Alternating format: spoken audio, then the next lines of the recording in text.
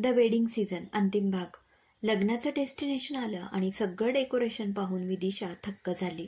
समोर पसरलेलं मोठं लॉन, व्हाईट आणि पिंक कलरच्या गुलाबाच्या फुलांच्या दुतर्फा लावलेल्या माळा, मधोमध सजवलेली चौरी, मुख्य लग्नासाठी सजवलेला छोटा स्टेज आणि समर विदिशाच्या नावाची मोठी अक्षरं, हे सारं पाहून तिचे डोळे भरून आले. मिंटी, डेकोरेशन खूपच सुंदर झालंय, विदिशा तिला जवळ घेत म्हणाली. Thank you ma'am. गोरज मुहूर्तावर लग्न लागणार आहे ना, म्हणून त्याला साजेचं असं सगळं केलं आहे. तुम्हाला म्हणे आकाशातल्या चंद्र चांदण्या लग्नाच्या साक्षीदार हव्या होत्या, मिंटी तिला चिडवत म्हणाली. हे तुला कोणी सांगितलं? विदिशा आपले डोळे बारीक करत म्हणाली. अगं आशा, बोलत काय बसलात, वरात आली सुद्धा. मिंटी, चल लवकर. आणि हो विदू, समरला आम्ही ओवाळून आत घेऊ, त्यानंतर तू नाचायला ये, मात्र त्याआधी तू अजिबात खाली यायचं नाहीस, विदिशाची काकू गडबडीने म्हणाली. विदिशा आपल्या रूमच्या बाल्कनीत येऊन उभी राहिली. तिच्या 2 मैत्रिणी सोबतीला थांबल्या होत्या. वरातीचा आवाज जवळ आला तशी विदिशा उत्सुकतेने वाकून बघू लागली. समरची वरात त्याच्या मित्रांसह बुलेटवरून आली होती, तर बाकी मित्रमंडळी आणि नातेवाईक नाचत येत होते. अरे, हे तर मस्त सरप्राईज आहे विदी, कांट वेट, आम्ही खाली जातोय. तिच्या मैत्रिणी पळतच खाली आल्या. अगदी काही मिनिटातच जया काकूंनी समरला ओवाळून आत घेतलं. तशी विदिशा खाली आली. नवरी मुलगी आलेली पाहून बँड पथकाला देखील जोर चढला. त्यांनी भरपूर गाणी वाजवली. विदिशा आणि समरने नाचून नुसता धुमाकूळ घातला. इकडे भटजी गडबड करू लागले, म्हणून वरात आवर्ती घ्यावी लागली. दोघे मंडपात आले तशी विधींना सुरुवात झाली. भटजी मंत्र म्हणत होते, एकक विधी पार पडत होते. हे पाहताना जया काकू अधूनमधून डोळ्याला पदर लावत होत्या आणि त्यांच्यासोबत कन्यादान करणाऱ्या जयवंत काकांचे हात आपली लाडकी लेक आता कायमची सासरी जाणाऱ्या कल्पनेने थरथरत होते. सुदेशराव आणि अर्पणाताई कौतुकाने समर आणि विदिशाला निहाळत होते. मिंटी, जयेश, रोशन आणि द वेडिंग सीझनची बाकीची टीम पाहुणे मंडळीच्या सरबराईत गुंतली होती. कोणाला काही कमी पडू नये म्हणून लक्ष ठेवून होती. विधी, खूप छान दिसते आहेस. तू मगाशी डान्स केलास ना, त्या डान्सचा मी खूप मोठा फॅन झालोय ग, समर तिच्या गळ्यात मंगळसूत्र घालत म्हणाला.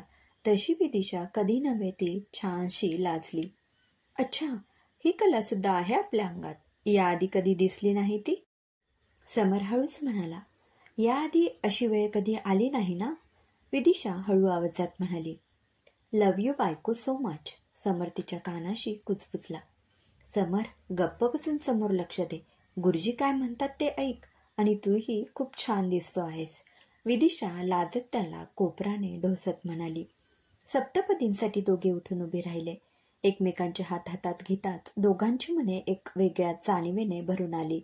आनंद, प्रेम, बंधन, एक जबाबदारी, सुख दुःख, इथून पुढचं सगळं आयुष्य आता एकमेकांसाठी समर्पित करायचं, ही जाणीव, भावना एकमेकांच्या हृदयापर्यंत पोहोचली होती. सगळे विधी पार पडले. लग्नही अगदी दणक्यात झालं. विदिशाची सासरी जायची वेळ आली. आई, आधीच सांगितलं होतं, मी निघताना कोणीही रडायचं नाही, विदिशा जया काकूंचे डोळे पुसत म्हणाली. असं कसं? आपली लाडकी लेक सासरी जाणार म्हटल्यावर आईला काय वाटतं हे समजून घेण्यासाठी आईच व्हावं लागतं, जयवंत काका डोळ्यातलं पाणी पुसत म्हणाले. बाबा, रडू नका ना, मला भरल्या डोळ्यांनी निरोप देणार आहात का? छान हसा बघू. विदिशाचे डोळे भरून आले होते. ती जयवंत काकांना बिलगली. दोघेही कायम आनंदी राहा आणि समर, विदिशाची काळजी घे, जयवंत काका समर पुढे हात जोडत म्हणाले. बाबा, हे काय करताय? अहो, जावई झालं म्हणून पहिलं नातं बदलत नसतं. त्या दिवशी हक्काने जसं कान पकडला तसा कधीही पकडा. जयवंत, अजिबात काळजी करू नका, विदिशा आमच्या लेकीसारखी आहे, आम्हाला मुलगी नाही, तिची कमी ती भरून काढेल, सुदेशराव पुढे होत म्हणाले.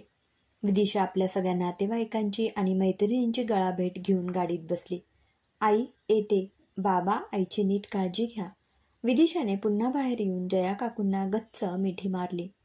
चला, नाहीतर मलाच तुझ्यासोबत घर जावे म्हणून यावं लागेल, समर म्हणाला. हो, ही आयडिया छान आहे. बाबा, आपल्या घरी येऊ दे का त्याला, विदिशा निरगसपणे आपले डोळे पुसत म्हणाली.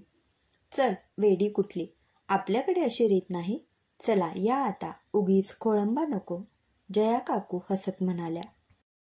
मग तू रडू नको, येते मी, बाबा, दोघेही एकमेकांची काळजी घ्या. गाडी पुढे जाईपर्यंत विदिशा हात हलवत होत राहिली. संपूर्ण लग्नात मला कोणी नाव घे म्हणून आग्रह केला नाही, पण आता मी एक छान नाव घेणार आहे. प्लीज ऐका सगळ्यांनी. माप ओलांडून आत यायच्या तयारीत असलेली विदिशा म्हणाली. करेना कोणी आग्रह नावाचा, समरचे नाव घेण्यासाठी खास उखाणा घ्यायचा. वा, खूप छान. आता माप ओलांडून आत ये. अपर्णाताईंनी विदिशा आणि समरला ओवाळून आत घेतलं. गोरज मुहूर्तावर लग्न झाले असल्याने रात्री जेवणाचा प्रश्न नव्हता. समर आणि विदिशाला जवळच्या नातेवाईकांनी गिफ्ट द्यायला सुरुवात केली. हे काय, आम्ही आहेर घेणार नाही असं स्पष्ट सांगितलं होतं. समर आपल्या आत्याला म्हणाला. हो, पण तू माझा एकुलता एक भाचा आहेस. मनापासून वाटलं म्हणून आणलं. बघ तरी काय आहे ते. समरने पाकिट उघडले. त्यात थोडी रक्कम होती. हे इतकं मोठं गिफ्ट. मध्यंतरी ऐकलं होतं वेडिंग सीझन प्रॉब्लेममध्ये आहे, म्हणून माझ्याकडून ही थोडीशी मदत, आत्या म्हणाल्या. अगं पण आत्या, आत्ता सगळे प्रॉब्लेम सॉल्व्ह झाले आहेत, त्यामुळे नको. हे तुझ्याकडे ठेव. समरने पुन्हा आत्याच्या हातात पाकिट दिलं. माझ्यापेक्षा मोठा झालास की काय?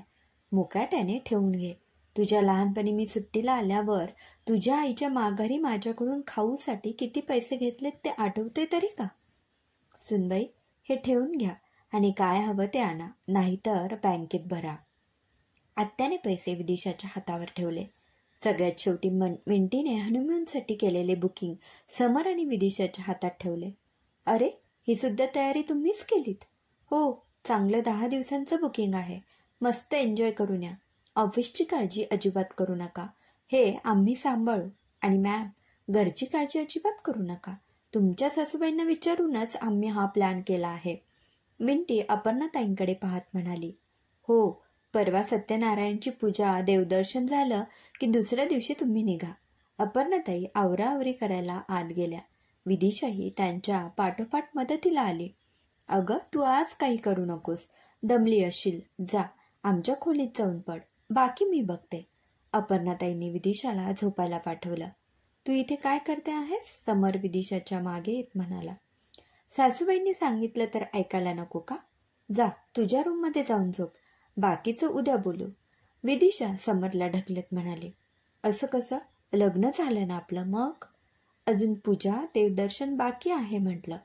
आत्या खोलीत येत म्हणाल्या तसा समर गालातल्या गालात हसत काही न बोलता आपल्या खोलीत निघून गेला आणि विदिशा आणि आत्या एकमेकींकडे पाहून मन मोकळ्या हसल्या. विधी, जरा इकडे. समर पुन्हा खोलीत डोकावला. आता काय काम आहे? आत्या पुढे येत म्हणाली. अगं, काम नाही काही, ते आपलं थोडं बोलायचं होतं. आता काही नाही. तुझी बायको खूप दमली आहे. तिला झोपेची गरज आहे. ती आत्ता कुठेही येणार नाही. आत्याने दम भरला तसा समर निघून गेला. दुसऱ्या दिवशी पूजा पार पडली. देवदर्शन झालं आणि समर विदिशा हनीमूनसाठी 10 दिवस जाऊन मस्त एन्जॉय करून आले. आल्यानंतर दोघांनी नव्या जोमाने कामाला सुरुवात केली. आता विदिशा घरी लवकर यायची. अपर्णाताईंना मदत करायची. हळूहळू ती घरच्या रीती समजून घेण्याचा प्रयत्न करू लागली. महिन्याभरात सून म्हणून ती छान रुळली देखील. अपर्णाताई आणि सुदेशरावांशी तिची छान गट्टी जमली. तशी याआधी ती समरची मैत्रीण, पार्टनर म्हणून घरी यायची. मात्र आता सून म्हणून या घराशी तिचं वेगळंच नातं जुळलं होतं. काही कारणाने लग्न मोडलं किंवा कॅन्सल झालं तर त्याची नुकसान भरपाईसाठी ऑफिसकडे जमा करावी लागणार असा नवीन नियम समरने काढला होता. द वेडिंग सीझनचे नाव आता सर्वांच्या परिचयाचे झाले होते. बरेच मोठे क्लायंट लग्नाच्या निमित्ताने जोडले गेले होते. कामाचा पसारा वाढू लागला तशी स्टाफची कमी भासू लागली. इतका सारा स्टाफ या ऑफिसमध्ये कसा काम करणार हा प्रश्न समरला सतावत होता. हेच ऑफिस वाढवायचं की द वेडिंग सीझनची दुसरी शाखा काढायची, यात समर आणि विदिशाचं एकमत होत नव्हतं. आणखी एक शाखा काढायची असेल तर दुसऱ्या शहरात काढावी असं विदिशाचं मत होतं. पण तिथले ऑफिस कोण बघणार याची काळजी समरला वाटत होती. पण आलेल्या एका कॉन्ट्रॅक्टमुळे हा विषय थोडा मागे पडला.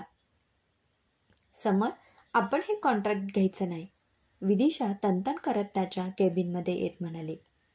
त्या गडकरींची कॉन्ट्रॅक्ट? पण का घ्यायचं नाही? बडी पार्टी आहे ती. नताशा गडकरी आणि प्रसाद बेलवलकर. समर पुन्हा पुन्हा नाव वाचत आश्चर्याने म्हणाला, प्रसाद? त्याचं लग्न ठरलं? येस. मला पुन्हा त्या प्रसादचं तोंडसुद्धा बघायचं नाहीये.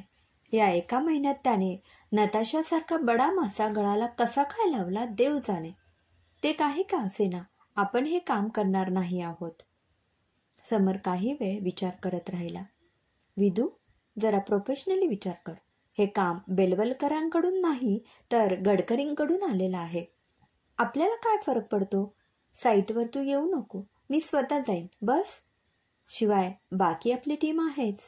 समर तिला समजावत म्हणाला. तो तुला काही बोलला तर?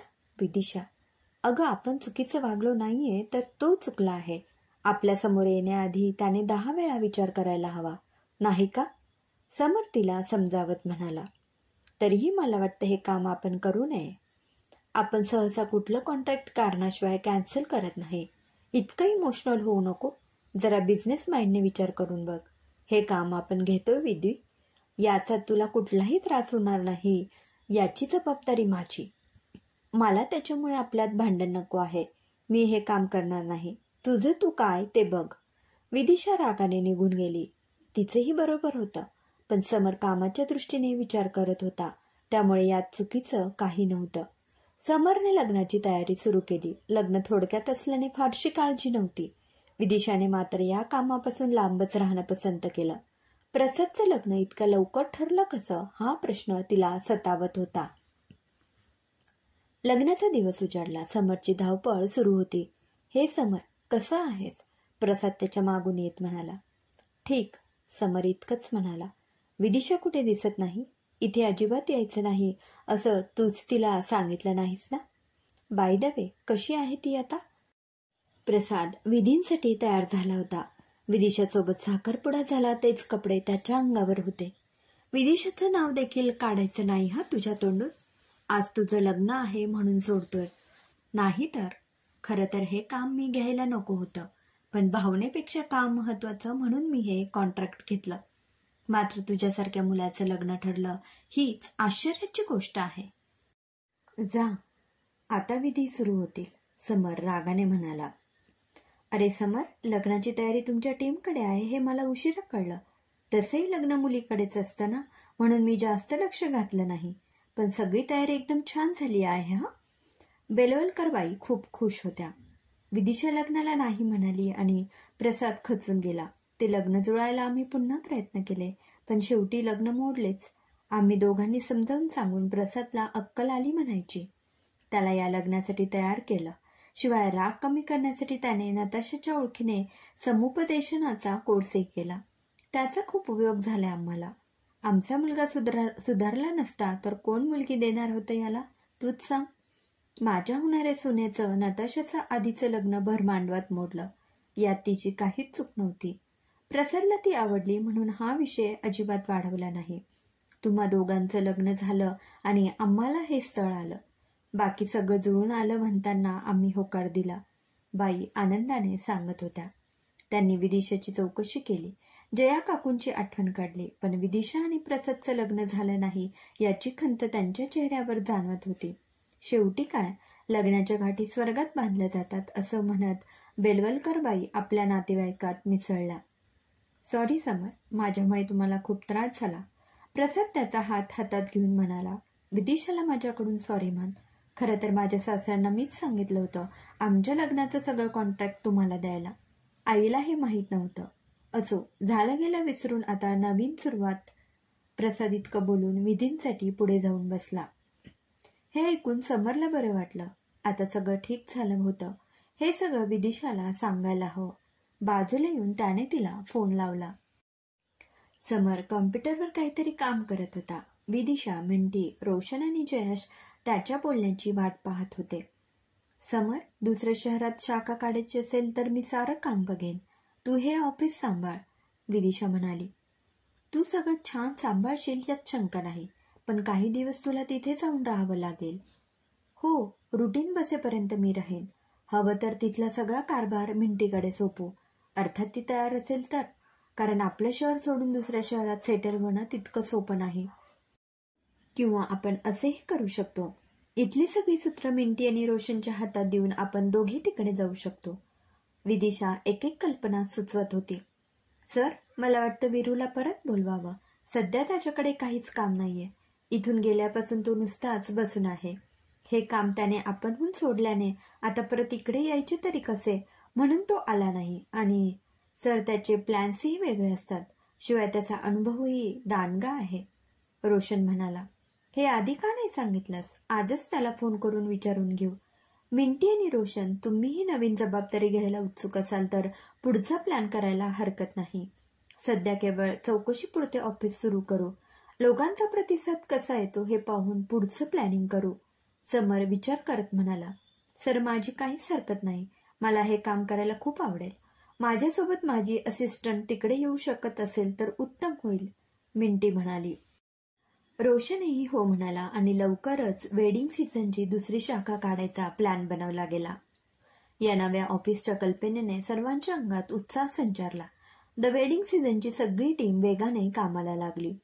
काही दिवसातच समरने दुसऱ्या शहरात नवीन ऑफिस घेतलं. तिथले केटरर्स, डेकोरेटर्स, मोठ्या हॉटेल्स, लाइटिंग व्यावसायिक यांच्या प्रमुखांची एक मीटिंग घेतली. त्यांच्याकडून चांगला रिस्पॉन्स मिळाल्याने रेंटवर एक छोटासा फ्लॅट घेऊन मिंटी, तिची असिस्टंट साक्षी यांची राहण्याची व्यवस्था केली. रोशन ऑफिसमध्येच राहणार होता आणि समर तिथले रुटीन लागेपर्यंत आपल्या आत्याकडे राहणार होता. बघता बघता द वेडिंग सीझन 2चं उद्घाटन झालं. रुटीन लागेपर्यंत काही दिवस समर तिथे राहिला. मात्र 6 महिने गेले तरी लोक नुसतीच चौकशी करून जात होते. प्रत्यक्ष कॉन्ट्रॅक्ट हातात येत नव्हतं, म्हणून हे ऑफिस बंद करून आपल्या शहरात मध्यवर्ती ठिकाणी नवीन ऑफिस सुरू करून समरने सर्वांना धक्का दिला. इथे मात्र छान रिस्पॉन्स मिळाला आणि द वेडिंग सीझन 2चा पुढचा प्रवास नव्या उत्साहाने सुरू झाला. काम वाढलं, पुन्हा स्टाफ वाढला. ही जागा अपुरी पडू लागल्याने समरने पहिलं ऑफिसही वाढवलं. आपल्या मुलांची प्रगती पाहून अपर्णाताई, सुदेशराव खुश होते आणि आपल्या मुलीला योग्य सासर आणि जोडीदार मिळाल्याने जया काकू आणि जयवंत काकाही आनंदात होते. दिवस असेच पळत होते. कॉंग्रॅच्युलेशन समर, एक दिवस विदिशा त्याच्या गळ्यात हात टाकून म्हणाली. कशाबद्दल? समर तिची मिठी सोडवून घेत बाहेर आला. मेल पाहिलास का? तुला यंग बिझनेसमॅन म्हणून अवॉर्ड मिळाला आहे. विदिशा त्याच्या पाठोपाठ खोलीतून बाहेर येत म्हणाली. अरे वा, ही तर गुड न्यूज आहे. विधी, आधी कॉफी घे आणि मग काम करत बस. अपर्णाताई तिच्यासमोर कॉफीचा मग ठेवत म्हणाल्या. आई, आज चहाऐवजी कॉफी? हो, तुला आवडते म्हणून केली. आता तुझ्यामुळे मलाही सवय लागली आहे कॉफीची. अपर्णाताई आपला कप घेऊन तिच्यासमोर बसल्या. विदिशाने काही दिवस घरात बसून दोन्ही ऑफिसच्या हिशोबाचे काम हातात घेतले होते. त्यामुळे सध्या ती घरीच काम करत होती.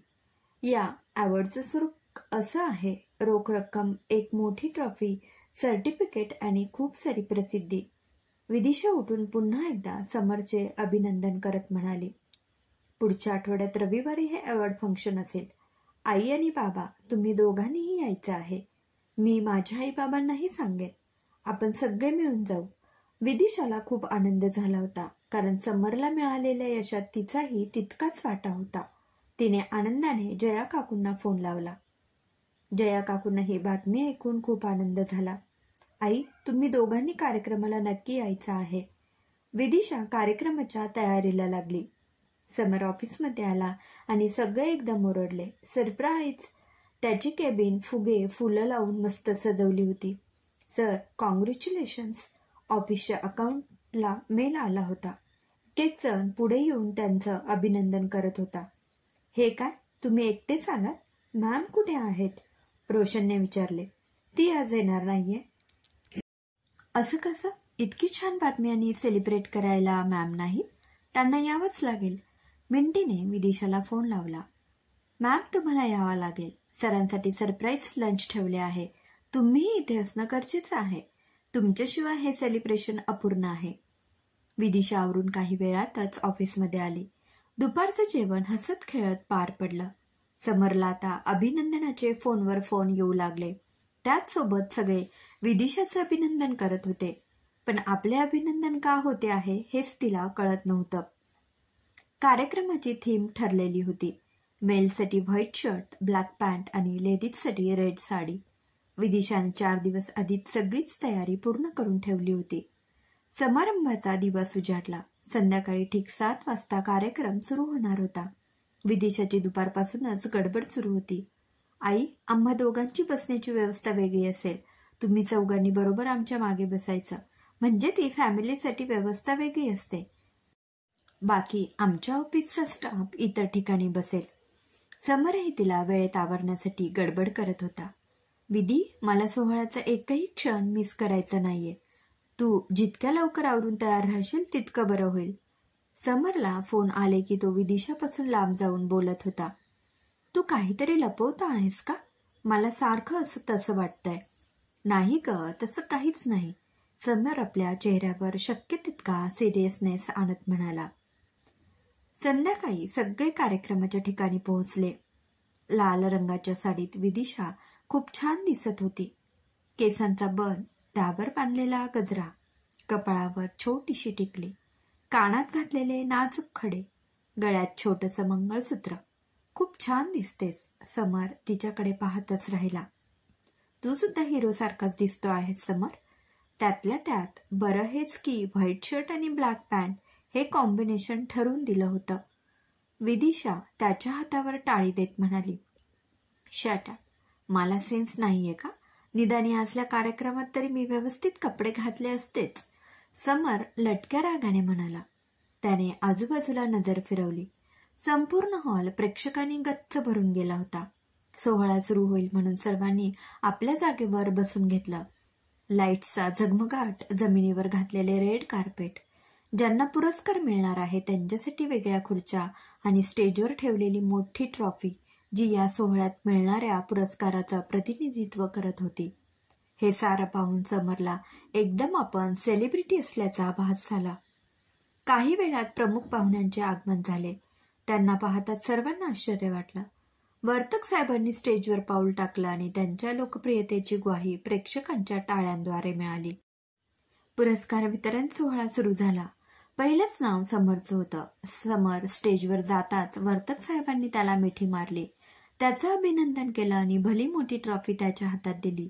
साहेबांनी दाखवलेल्या आपलेपणामुळे उपस्थित असणाऱ्या सर्वांच्या भुवया उंचावल्या. पुढचे 3-4 पुरस्कार दिले गेले आणि अचानक विदिशाचं नाव पुकारलं गेलं. तिचा विश्वासच बसत नव्हता. तिच्यासाठी अनपेक्षित होतं हे सगळं. ती काही क्षण तशीच बसून राहिली. Mrs Vidisha, please come on stage. पुन्हा आलेल्या आवाजासरशी समरने तिचा हात पकडून तिला स्टेजवर नेले. वर्तक साहेबांच्या हस्ते पुरस्कार घेताना तिच्या डोळ्यातून आनंदाश्रू वाहत होते आणि प्रेक्षक वर्गात बसलेल्या द वेडिंग सीझनच्या स्टाफच्या टाळ्यांचा प्रचंड कडकडाट सर्वांनाच ऐकू येत होता. पत्रकारांनी समर आणि विदिशाचे खूप सारे फोटो काढले. Mr and Mrs with young business award ही उद्याच्या पेपरची हेडलाईन असणार होती. समारंभ संपला आणि सारे विदिशा आणि समरभोवती गोळा झाले. अपर्णाताईंनी विदिशाला जवळ घेतलं. जया काकू आणि जयवंत काकांच्या डोळ्यात आपल्या लेकीबद्दलचा अभिमान दाटून आला. हे खूप मोठं सरप्राईज होतं माझ्यासाठी. समर, तू हेच लपवत होतास की काय? विदिशा त्याच्या जवळ जात म्हणाले. जसा माझ्या अकाउंटला मेल आला तसा तुझ्याही अकाउंटला मेल आला होता. तेव्हाच मला ही आयडिया सुचली. मग त्याच्यासोबत मी ऑफिसच्या अकाउंटचा मेलही डिलीट केला. बाकी आपल्या स्टाफला बजावून सांगितलं. हे सरप्राईज तुला अजिबात कळता कामा नये. हो ना, तुमच्यापासून हे लपवताना आमची मात्र दमछाक झाली, मिंटी मध्येच म्हणाली. सर, आता तरी पार्टीचं बघा, रोशन ओरडून म्हणाला. हो, आपण सगळे जेवायला जातोय. समर, आम्ही चौघे निघतो. तुमची पार्टी होऊन जाऊ दे, कारण तुमच्या यशाचे खरे वाटेकरी तुमचा स्टाफ आहे. जेवायला काय, आपण केव्हाही जाऊ शकतो. सुदेशराव म्हणाले. नको, तुमचा सर्वांचा सपोर्ट असल्याशिवाय हे शक्यच नव्हतं. बाबा, तुम्ही कुठेही जायचं नाही. आपण सगळे एकत्र जेवायला जातोय, विदिशा म्हणाले. अरे, पार्टी तो बनती है. समर, आजची पार्टी माझ्यातर्फे. कोणी कुठेही जायचं नाही, वर्तक साहेब म्हणाले. तसे त्यांचे पेय हॉटेल बुक करायला फोन घेऊन पुढे धावले. पण सर, समर, प्रामाणिकपणा हा असा जगासमोर येतो. त्या दिवशी तू चेकवर खोटी अमाऊंट लिहिली असतीस तर आज तू या इतक्या मोठ्या मॉब समोर माझ्या नजरेला नजर भिडवू शकला नसतास. खरं आहे ना? पण तू तसं केलं नाहीस, याचा मला अभिमान वाटतो. आणि या मिळालेल्या पुरस्काराचा देखील म्हणून ही पार्टी माझ्याकडून. आणि हो, एक सांगायचं राहिलं, डोक्यात हवा जाऊ द्यायची नाही हं. आपण आपलं काम मन लावून करायचं. वर्तक साहेबांनी समरच्या खांद्यावर हात ठेवला. नक्कीच सर, ही तर सुरुवात आहे. अजून खूप काही बाकी आहे. समर आणि विदिशा त्यांच्या पाया पडले. समरने आपल्या आईबाबांची आणि सासू सासऱ्यांची वर्तक साहेबांशी ओळख करून दिली. चला, हॉटेल बुक झालं आहे. सगळ्यांनी कंपल्सरी यायचं आहे. वर्तक साहेबांच्या पाठोपाठ सगळ्यांच्या गाड्या आलिशान हॉटेलमध्ये पोहोचल्या. हॉटेलमधलं वातावरण अतिशय सुंदर होतं. सगळीकडे चकचकीत गुळगुळीत स्वच्छ फरशा घातलेल्या होत्या. वेटर हातात डिश घेऊन या टेबलावरून त्या टेबलावर धावत होते. जुन्या गाण्यांचं संगीत बॅकग्राऊंडला वाजत होतं. काही कपल्स डान्स करत होते तर काही फॅमिलीज एकत्र नाचत होत्या. वेट, आणखी एक सरप्राईज आहे. जयेश मध्येच ओरडला. तसे सगळे त्याच्याकडे पाहू लागले. मिंटी और रोशन ने शादी करने का फैसला किया है. काय? वा, मिंटी? या दिवसातल्या सुंदर सरप्राईज मधलं हे एक मस्त सरप्राईज. विदिशा तिला जवळ घेत म्हणाली. रोशन, हे कधी ठरलं? समर त्याचे अभिनंदन करत म्हणाला. प्रपोज करून 2च दिवस झाले. घरचे लोक मागे लागले. आता लग्नाचं वय झालं. मिंटीशिवाय चांगली मुलगी मिळाली नसती म्हणून तिलाच प्रपोज केलं. रोशन कसा बसा म्हणाला. आता या लग्नाची तयारी सुद्धा द वेडिंग सीझन कडेच असेल. सगळे एकसुरात ओरडले. तशी मिंटी गोड लाजली. अच्छा, जेवण येईपर्यंत थोडा डान्स तो बनता आहे. समरने विदिशाच्या हाताला धरून ओढलं. गाण्याची मंद धून ऐकू येत होती. सगळे नाचण्यात गुंग झाले. समर, आय लव्ह. विदिशा त्याच्या डोळ्यात पाहत हळूच म्हणाली. अरे, मी विसरलोच होतो. तुझ्या प्रेमाची कबुली दिली नव्हतीच. थेट मला लग्नासाठी विचारलं होतंस. आज मात्र मला सर्वांसमोर आत्ता जे तू म्हणालीस ते पुन्हा एकदा ऐकायचं आहे. समर, नको ना. विदिशा बाजूला होत म्हणाली. असं कसं? मी तुझ्या घरात येऊन सर्वांसमोर माझ्या प्रेमाची कबुली दिली होती. आता आपलं लग्न झालंय, मग काय हरकत आहे? समर तिचे हात हातात घेत म्हणाला. प्लीज विधी, माझ्यासाठी आजचा दिवस आपल्या आयुष्यातला द बेस्ट दिवस आहे. समर खाली गुडघ्यावर बसत म्हणाला. आजूबाजूला छान रोमॅन्टिक वातावरण होतं. हॉटेलच्या काचेच्या छतातून दिसणाऱ्या चंद्र, चांदण्या विदिशाचे ते 3 शब्द ऐकण्यासाठी जणू आतुर झाले होते. विदिशाने आजूबाजूला पाहिलं. सगळे या दोघांकडे पाहत होते. प्लीज मॅम, बोला ना. मिंटी, रोशन, जयेश सगळेच एकसुरात ओरडत होते. आय लव्ह यू समर. आपला चेहरा ओंजळीत लपवत ती कशीबशी म्हणाली. तिने लाजून खाली मान घातली. आपले हात पुन्हा एकदा समरच्या हातात दिले आणि गाण्याचे बोल स्पष्ट ऐकू येऊ लागले. समाप्त. लेखिका सायली जोशी. श्रोतेहो, कशी वाटली ही कथा कमेंटमध्ये अवश्य कळवा. पुन्हा भेटूया एका नवीन कथेसह. धन्यवाद.